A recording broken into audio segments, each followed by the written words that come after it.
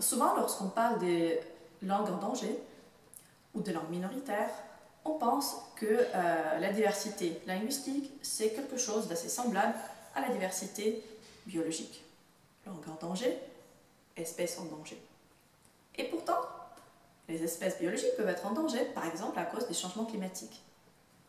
Les langues, quant à elles, sont en danger si les locuteurs décident, pour une raison ou une autre, de ne plus les parler ou bien de ne plus les transmettre aux autres générations.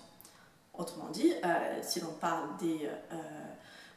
de la mort des langues, en imaginant qu'une langue serait en quelque sorte un organisme vivant, on cache derrière cette métaphore tous les processus sociaux, économiques, politiques, etc. en cours. Et aussi toutes les représentations des locuteurs. Par exemple, prenons le cas du franco-provençal et prenons l'exemple de la région de montagne des différents pays. Alors, on sait que dans les Alpes, le phénomène qui a modifié toute l'économie alpine et toute la vie des communautés alpines, c'était la construction des stations de ski et en général le développement du secteur tertiaire dans la deuxième moitié du XXe siècle. Pourtant, regardons un peu comment c'était fait d'un côté et de l'autre de la chaîne des Alpes. Eh bien, si on regarde la France, on voit que là-bas,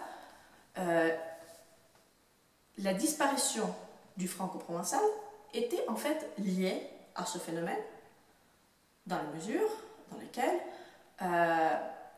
les gens qui parlaient le franco-provençal, c'était souvent des agriculteurs, des éleveurs, et avec l'apparition des stations de ski, les propriétaires des domaines skiables, plus souvent c'était des grandes compagnies,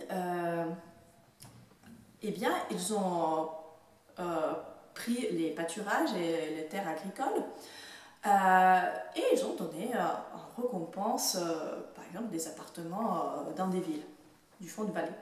Donc, si l'on veut, la langue est disparue à cause de la disparition physique des réseaux de communication dans cette langue.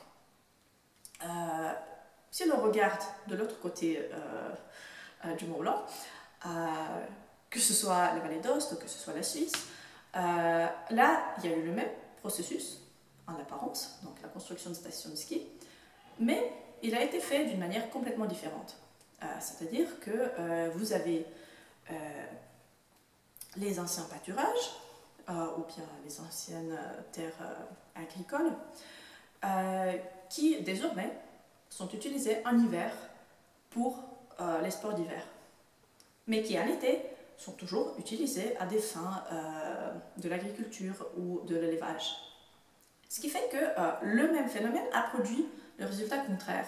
Parce que si avant, les éleveurs et les agriculteurs, souvent n'avaient pas de source de revenus dans leur commune ou dans leur région en hiver, et bien maintenant, ils ont le revenu toute l'année. Ce qui fait que ça a consolidé les réseaux existants sur place et donc les réseaux de socialisation en franco-provençal. Et cet exemple nous démontre que si l'on veut penser au maintien de la langue, d'une langue minoritaire, ce qui est important toujours, c'est d'imaginer quel est l'aménagement territorial et comment on peut faire en sorte que cette communauté qui parle la langue est toujours là présente et elle a toujours les possibilités de sociabilité locale.